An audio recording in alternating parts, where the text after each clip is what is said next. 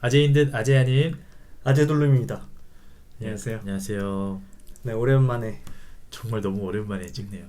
혜준님하고 네. 아재돌림을 촬영하러 왔습니다. 네, 다시 할 수 있게 되어서 다행이네요. 그리고 네, 네. 정말 힘이 되고요. 음. 그러면 오랜만에 해주실 이야기는 뭔가요? 오늘은 전동 킥보드 개정안 그리고 재개정안에 네, 대해서 한번 말씀을 드려보려고 합니다. 굉장히 최근의 이야기네요. 네, 이제 이 법이 발의가 된 지 이틀 됐고, 음, 그리고 또 이게 이제 조만간 또 다시 바뀌는 약간 좀 혼란 속에 있는 상황이에요. 그럼 한번 정리를 해주시죠. 예, 일단 정리를 한번 해드려 볼게요.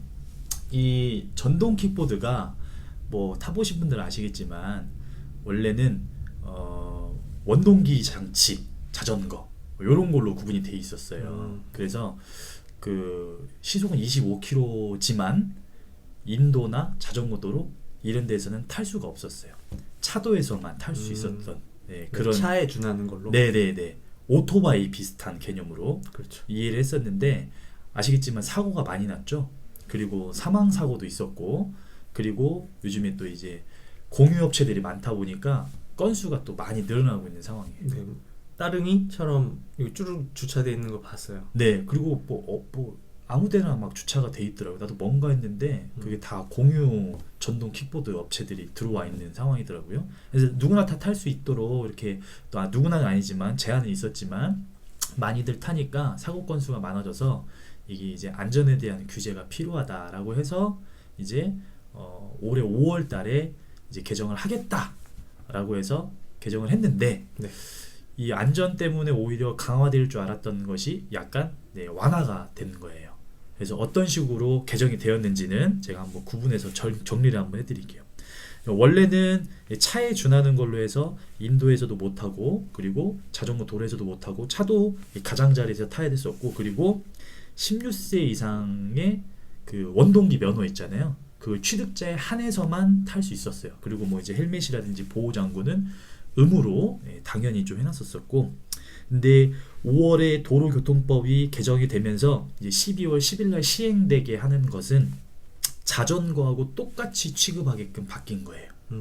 그래서 이제는 인도는 안 되고, 그리고 자전거 도로에서 탈 수 있는데 자전거 도로가 없으면 차도 가장자리에서 탈 수 있게 해놨고, 그리고 이제 연령이 원래는 16세였잖아요, 그렇죠? 근데 그게 13세로 낮아졌어요. 그러니까 이제 중학생들도 이제 탈 수 있는 거예요.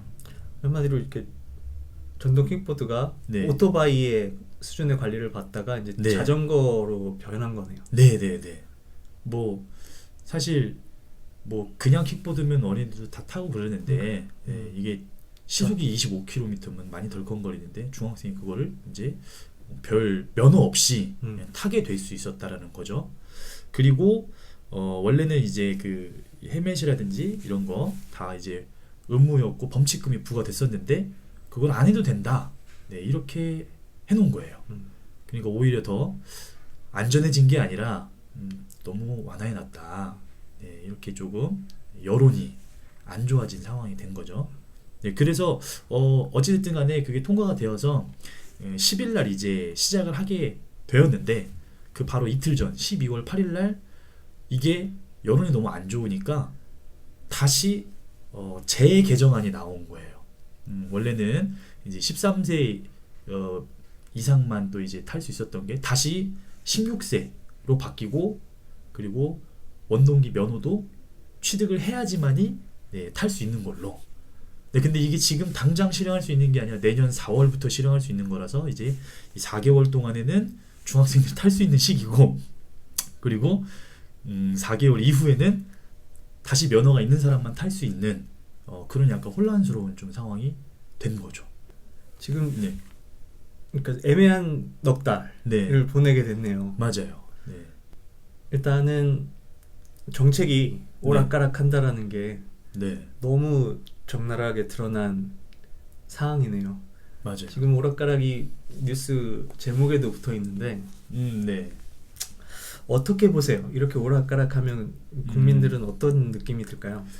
일단 저마저도 애초에 좀 잘 좀 저기 하지, 이거를 지금 법을 만들 때 무슨 생각으로 처음에 만들었나? 안 타봤나? 아니면 이걸 전동 킥보드가 뭔지 모르나? 뭐 이런 생각이 일단 먼저 많이 들었고 네. 저 같은 생각 진짜 다들 하실 것 같아요. 그 이 법이 지금 10일 날 네, 12월 10일 날 네, 발효가 된 거죠. 네, 그 전에 그 시민들한테서 반응이 안 좋았던 내용도 딱 그거였던 것 같아요. 네, 네. 무슨 생각으로 법을 이렇게 그러니까, 좀 이렇게 위험한데 음, 사고가 늘어나고 있는데 무슨 생각으로 더 풀어줬을까? 네, 그게 일단 첫 번째고, 네, 네, 저는 누가 이렇게 했나? 지금 누가 이렇게 했나? 혼란스러운 상황을 누가 만들었나? 음, 저 킥보드를 타는 중학생들이 아직 아닌데 그렇진 않죠. 앞으로 넉 달간 음, 타게 될 중학생들의 책임인가? 음, 그래서 그런 생각을 해보면 책임은 누구한테 있을까요? 아무래도 이렇게 아무런 허울 없이 이렇게 열어놓은 이렇게 법을 만든 사람들이 조금 그렇죠. 예? 법은 누가 만들죠? 뭐 의원님들이 모여서 그렇죠. 만드시나요? 그 생각을 했어요. 만약에 여러분들이 직장에서 네, 맡은 일을 하는데 자기가 담당 업무, 주 업무를 하는데 네, 네, 일을 이렇게 했다. 음, 바로 바꿔야 되는데 어차피 절차 때문에 넉 달이 걸리는 것 뿐이지 네, 네, 네, 누가 봐도 잘못된 법을 음. 만들어냈다. 누가 봐도 일을 잘 못했다. 음, 다시 해야 되는 일을 시간을 들여서 했다. 그렇죠, 그리고 월급을 받았다. 그렇죠. 그럼 여러분의 직장에서는 어떻게 될까요? 뭐 잘리지 않을까요? 정리되겠죠? 네, 왜냐하면 여러분이 월급 주는 사장이라고 생각해보면 얘한테 월급을 줬는데 일을 이렇게 했다. 문제가 더 커질 뿐더러 네, 다시 해야 되는, 바로 다시 해야 되게 일을 했다. 물론 지금 이거는 그렇게 비교하기에도 훨씬 큰 일이죠. 왜냐하면 국민의 안전이 그렇죠. 달려있는 일이니까 네, 이렇게 웬만한 회사의 일보다도 훨씬 더 그 책임감과 파급력이 큰데도 불구하고 일 처리를 이렇게 한 거죠. 네, 그래서 거기에 대해서 굉장히 분노가 음, 일면서 동시에 그러면 저 의원들은 네, 네, 어떻게 일을 저렇게 하고도 저기 앉아 있을 수 있을까? 그러게요. 제가 여러분이 회사에서 저렇게 일을 했다면 어떻게 될까라고 물어봤고, 여러분이 사장이라면, 월급 주는 사람이라면 어떻게 느낄까도 생각을 해봤어요. 그럼 반대로 어떻길래 저 사람들이 저 자리를 계속 지킬 수 있을까를 생각을 해보면 여러분 같은 사장이 없는 거죠. 가만히 그쵸. 보고 있는 거죠. 맞아요. 그러면 국회의원한테는 누가 월급 주는 사장일까요? 우리가 월급 주죠. 그렇죠. 대통령이 아니죠. 그래요. 대통령도 사실 월급 받는 관리직이라고 보면 되겠죠. 그렇다면 국민인데 국민 입장에서 저런 사람들 정리하고 제대로 일할 사람들을 저 자리에 앉히는 거는 어떤 방식으로 이루어질까를 생각을 해봤어요. 저 사람들을 어떻게 자를 수 있죠? 선거해야죠. 그렇죠. 네, 네. 선거는 매번 넉 달에 한 번씩, 4년에 한 번씩 하는데 네, 네. 저 사람들이 그때마다 그렇게 반영이 돼서 잘렸다라면 이런 일 저렇게 계속 할 수 있을까요? 그렇죠. 그렇지 않죠. 그게 문제라고 생각이 들었어요. 지금 이거는 정동 킥보드 하나에 네. 대한 얘기는 아니고 킥보드에 대한 얘기만 그렇겠습니까? 그렇죠. 그 말고도 많죠. 네. 도로 얘기를 하니까 자동차, 네. 레몬법이라고 하죠. 잘못된 자동차를 팔았을 때 네, 네, 네. 책임지고 자동차 제조사에서 책임을 지는 법 하나도 지금 만든 지도 얼마 안 됐을 뿐더러 그것도 제대로 실행하기에는 제반상이 안 갖춰졌다는 얘기가 많아요. 왜냐하면 사고가 났을 때 자동차에 책임이 있다, 자동차가 잘못 만들어졌다 네, 네. 라는 거를 밝힐 의무가 운전자한테 있대요. 일반 시민이 무슨 능력으로 그거를 증명을 해내요. 다 뜯어야 되나? 뜯어도 그렇죠. 해외 사례를 보면 그 책임은 제조사한테 있죠. 음. 이 차에 문제가 있는지 없는지. 그럼 제조사는 그거를 제대로 밝히면 피해가 될 테니까 그거를 제대로 밝힐 수밖에 없는 제반 규제나 환경이 또 마련이 돼야 되겠죠. 정말 중립적이고 그렇죠. 강력한 기관이 있어야 되겠고, 그래서 소비자를 보호하고 국민을 보호해야 되는 것들인데, 우리나라의 레몬법은 얼마 전에 시행이 됐다고 하는데 지금 전동 킥보드에 대해서 사람들이, 국민들이 위험하다고 얘기한 것처럼 문제 제기를 하고 있어요. 잠깐 제 얘기를 들어도 이해가 되시죠? 네네네. 그러면 도로만 그럴 거냐? 부동산, 교육은 이렇게 봤는데 그럼 그 사람들이 계속 저러고 있다. 아까 제가 말씀드린 것처럼 여러분의 일터에서라면, 여러분이 사장님이라면 어떻게 해야 될까? 월급 주지 말아야지. 잠깐 얘기한 것처럼 답은 나와 있죠. 네네. 그래서 그 방법이 선거에서 대안을 만들어서 저 사람들을 빼내는 수밖에 없어요. 그렇지 않으면 저 사람들이 계속 있고, 저 사람들하고 경쟁하는 사람도 저 사람들 친구죠. 이런 상황에서, 그러니까 정치가 굉장히 우리랑 거리가 먼 사람들이 네. 뭐 권력 다툼을 하고라고 생각하면 안 되고, 이렇게 맞아요. 우리의 삶에 밀접한 부분을 엉터리들이 정하고 있다, 결정을 하고 있다, 이렇게 느끼신다면 이제 점점 정치에 대한 중요성이 느껴질 거라고 봐요. 네, 맞아요. 이것도 4개월간 굉장히 혼동이 있을 거지만, 그러면 4개월이 지난 후에 우리는 살만할 것인가?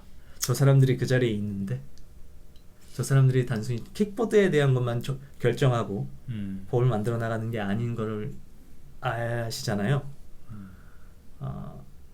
이게 한국이다, 한국의 정치의 수준이다. 정치 얘기를 할 때 막 뭐 사람들의 행태가 어떠니 그런 걸로 시작해서 끝나는 게 아니라, 그 사람들이 일을 하잖아요. 월급을 받고 일을 하는 건데 이렇게 된다라는 말씀을 드리고 싶었습니다. 그러면 이제 저희가 하는 이순신 프로젝트가 생활 밀착형으로 얼마나 필요한지, 중요한지가 좀 맞아요. 전달이 될 것 같아요. 정치가 멀리 있는 사람들의 자리다툼, 권력 싸움이 아니라 이렇게 국민의 안전, 그리고 더 나아가서는 한 나라의 경쟁력을 결정하는 거죠. 맞아요. 경쟁력이 있겠습니까? 지금 부동산이 이렇게 되면 지금 국민들의 삶이 어떻게 되겠습니까? 그런 얘기를 중요하죠. 드리고 싶었고, 좋은 예라고 생각합니다. 굉장히 네. 가볍게 느껴지지만 굉장히 밀접하게 느껴지는. 네, 맞아요. 네. 어린 아이들도 타게 되고. 와닿죠. 되게 우리 자녀들 뭐 이런 사람들 다 이렇게 해당되는 내용이니까. 요 중요한 잠깐 내용이고. 사진만 봐도 네. 버스가 보이는데, 대중교통에 관한 것도 다 정하는 거죠. 지금 굉장히 많은 분들이 대중교통을 거의 다 이용할 거예요. 자기 차가 있는 분들도 대중교통을 이용할 테니까, 뭐 기차도 있고. 그렇습니다. 우리 삶의 전반에 관한 것들을 결정한다라고 보면 돼요. 정치는.